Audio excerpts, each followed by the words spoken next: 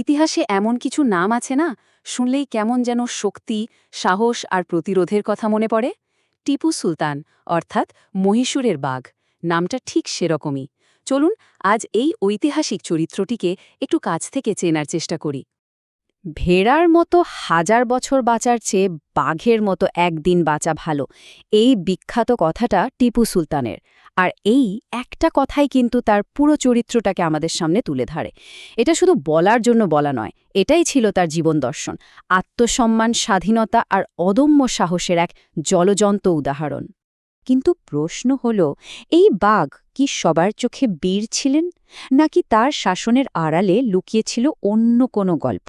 একজন স্বৈরাচারী শাসকের টিপুর উত্তরাধিকার নিয়ে যে মারাত্মক বিতর্ক, সেটাই আজ আমরা খতিয়ে দেখব।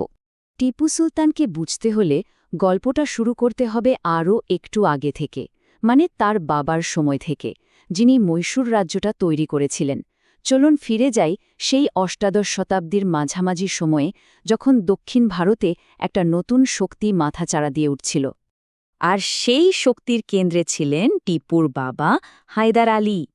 ভাবুন একবার, একজন সাধারণ সৈনিক থেকে তিনি নিজের ক্ষমতা, সাহস আর বুদ্ধির জোরে মহীশূরের আসল শাসক হয়ে উঠেছিলেন।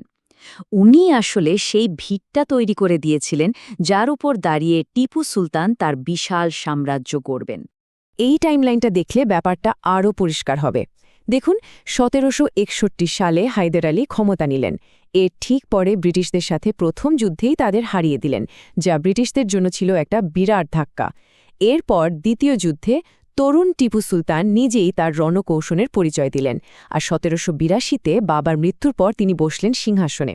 মানে এই সময়টাতেই মহীশূর হয়ে উঠেছিল এক অপ্রতিরোধ্য শক্তি, আর দক্ষিণ ভারতের ক্ষমতার লড়াইটা পুরোপুরি বদলে যাচ্ছিল।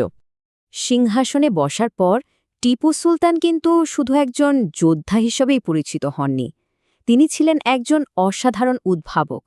তার শাসনকালে তিনি প্রশাসন, অর্থনীতি আর সামরিক দিকে এমন সব পরিবর্তন এনেছিলেন যা সেই সময়ের থেকে অনেকটাই এগিয়েছিল। টিপুর লক্ষ্য ছিল মহীশূরকে একটা আধুনিক রাজ্য হিসেবে গড়ে তোলা, আর সেজন্য তিনি কি করেছিলেন দেখুন।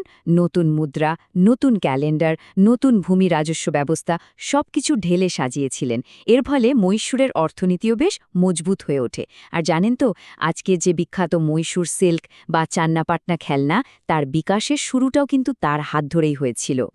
তবে টিপুর সবথেকে বড় চমক ছিল কিন্তু সামরিক প্রযুক্তিতে, আর সেটা হলো মহীশূরের রকেট। এগুলো কিন্তু যেমন তেমন রকেট ছিল না, এগুলো ছিল বিশ্বের প্রথম লোহার খোলসওয়ালা রকেট। এর পাল্লা ছিল প্রায় ২ কিলোমিটার পর্যন্ত, আর শত্রুপক্ষের ব্যূহ তছনছ করে দেওয়ার জন্য যথেষ্ট ছিল। বলাই বাহুল্য, ব্রিটিশদের কাছে এগুলো ছিল একটা সাক্ষাৎ দুঃস্বপ্ন। এই রকেটের গুরুত্ব যে কতটা ছিল, সেটা ভারতের প্রাক্তন রাষ্ট্রপতি ডক্টর এপিজে আব্দুল কালামের এই কথাটা শুনলে বোঝা যায়।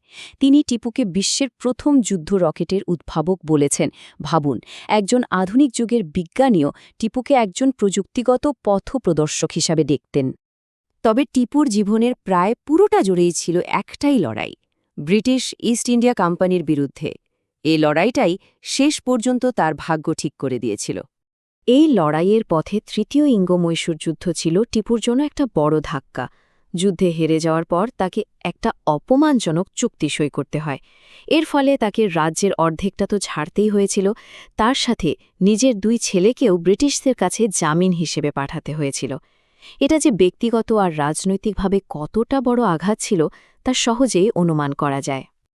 কিন্তু টিপু তো সহজে হার মানার লোক ছিলেন না। তিনি আবার নিজেকে গোছাতে শুরু করেন। তবে এবার ব্রিটিশরা আরও বড় চাল চেলেছিল। তারা মারাঠা আর হায়দ্রাবাদের নিজামের সাথে জোট বেঁধে ফেলল। ১৭৯৯ সালে এই বিশাল সম্মিলিত বাহিনী শ্রীরঙ্গপত্তনম ঘিরে ফেলে। টিপু কিন্তু পালিয়ে যাননি, শেষ নিঃশ্বাস পর্যন্ত লড়েছিলেন, আর শহরের দেওয়াল রক্ষা করতে গিয়েই তার মৃত্যু হয়। টিপুর মৃত্যুর পর ব্রিটিশ সেনাপতি জেনারেল হ্যারিস নাকি বলেছিলেন, আজ থেকে ভারতবর্ষ আমাদের। এই একটা কথাই বুঝিয়ে দেয় যে ব্রিটিশদের ভারত দখলের রাস্তায় টিপু সুলতান কত বড় একটা কাঁটা ছিলেন। তার মৃত্যুর সাথে সাথেই ভারতে ব্রিটিশ সাম্রাজ্য বিস্তারের রাস্তাটা পুরোপুরি পরিষ্কার হয়ে গেল। আর এখানেই গল্পটা একটা নতুন মোড় নেয়। টিপু কি শুধুই একজন দেশপ্রেমিক, একজন ব্রিটিশ বিরোধী বীর ছিলেন, নাকি তার মুদ্রার অন্য পিঠও ছিল? চলুন এবার ইতিহাসের দলিলগুলো একটু ঘেঁটে দেখি, যেখানে তার দুটো সম্পূর্ণ ভিন্ন রূপ উঠে আসে। ব্যাপারটা বেশ জটিল। একদিকে দেখুন, টিপু ব্রিটিশদের বিরুদ্ধে প্রতিরোধের এক দারুণ প্রতীক। তিনি শৃঙ্গেরি মঠের মতো অনেক হিন্দু মন্দিরকে রক্ষা করেছেন, অনুদানও দিয়েছেন। আবার তারই বিরুদ্ধে রয়েছে মারাত্মক সব অভিযোগ, যেমন কোর্গ আর মালাবারে জোর করে ধর্মান্তরিত করা বা ম্যাঙ্গালোরের ক্যাথলিকদের ওপর অত্যাচার, এমনকি উপাসনালয় ধ্বংস করার কথাও বলা হয়। এখন প্রশ্ন হল, তার এই কঠোর নীতিগুলো কি ধর্মীয় বিদ্বেষ থেকে এসেছিল, নাকি নিছকই রাজনৈতিক শত্রুদের দমন করার কৌশল ছিল?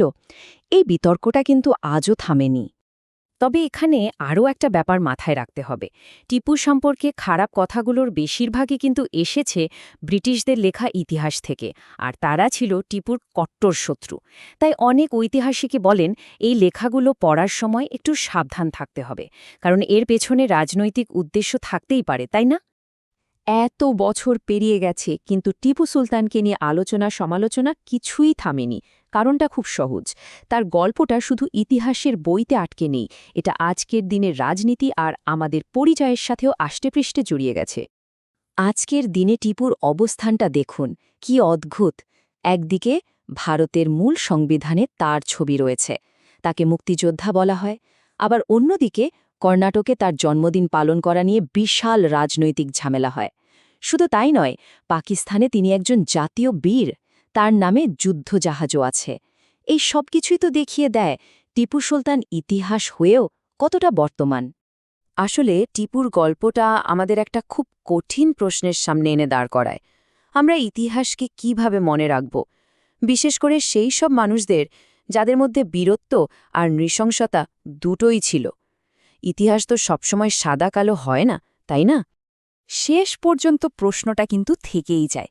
একজন নেতা, যিনি একদিকে দেশের জন্য লড়েছেন, আবার তার বিরুদ্ধেই রয়েছে ধর্মীয় অসহিষ্ণুতার অভিযোগ, তাকে ইতিহাস কিভাবে বিচার করবে? এর হয়তো কোনো এক কথায় উত্তর নেই।